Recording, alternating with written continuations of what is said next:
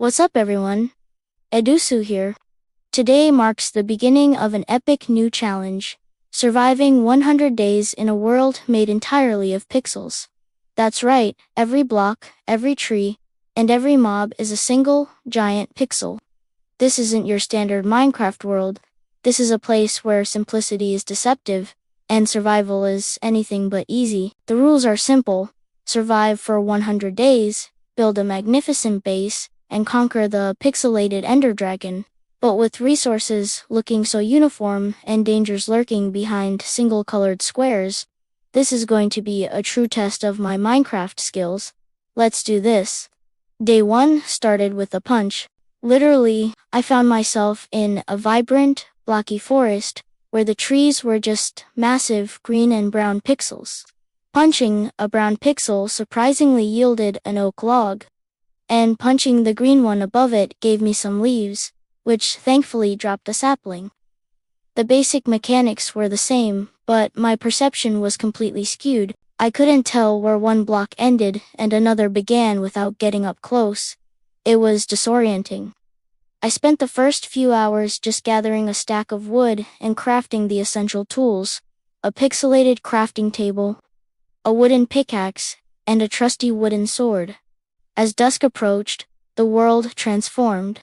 The sun, a giant yellow pixel, began its descent, and I knew I had to find shelter. I dug a simple 3x3 hole into the side of a gray pixel mountain, sealed the entrance, and waited out the night, listening to the muffled, blocky groans of zombies just outside my dirt wall.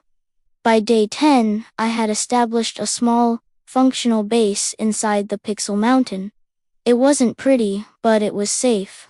Mining was a trip. I'd dig down and suddenly hit a patch of dark gray pixels, which turned out to be coal, or lighter gray ones that were iron ore.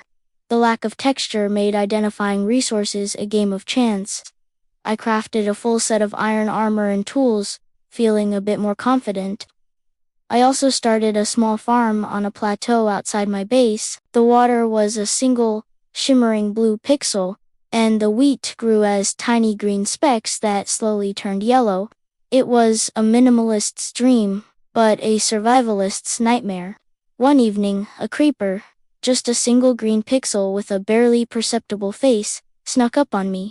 Its hiss was the only warning I got before a chunk of my beautiful pixel farm was blasted into oblivion. It was a harsh reminder that even in this simplified world, danger is always present. The journey from day 20 to day 50 was all about expansion and exploration. I decided my hobbit hole wasn't cutting it anymore. I wanted to build something that embraced the pixel aesthetic. So, I started constructing a giant pixel art castle on a floating island I built myself. It was painstaking work, gathering thousands of colored wool blocks from pixel sheep I'd painstakingly bred. I built massive towers of red, blue, and yellow, creating a structure that looked like it was pulled straight from an 8-bit video game. During this time, I ventured into the Nether. The portal shimmered, a swirling purple pixel, and I stepped through into a hellscape of red and black pixels. Ghasts were floating white squares that shot fiery pixelated charges, and piglins were hostile pink pixels. It was terrifying and beautiful all at once. I managed to find a fortress, a structure of dark red pixels, and gathered the blaze rods I needed for the next stage of my quest. As I passed day 75, my focus shifted to the ultimate goal, the Ender Dragon. My pixel castle was a beacon of civilization in this blocky world, complete with automated farms and a full enchanting setup. I spent days enchanting my diamond armor and weapons, preparing for the final battle. The process of finding the stronghold was an adventure in itself. Tossing an Eye of Ender, a green and black pixel, into the air and watching it float towards a specific direction was my only guide. After a long journey across pixelated oceans and forests, I finally dug down and found it. The stronghold was a maze of gray pixels, and it took me 2 full days to locate the end portal frame.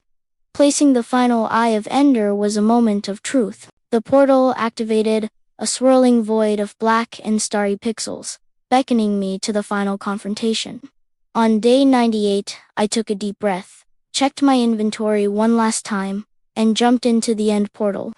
I emerged on a floating island of pale yellow pixels, under a dark, starless sky. The Ender Dragon, a magnificent creature made of thousands of black and purple pixels, swooped down, its roar echoing through the void. The battle was intense. I shot down the healing crystals on the obsidian towers, each one a pulsing pixel of energy.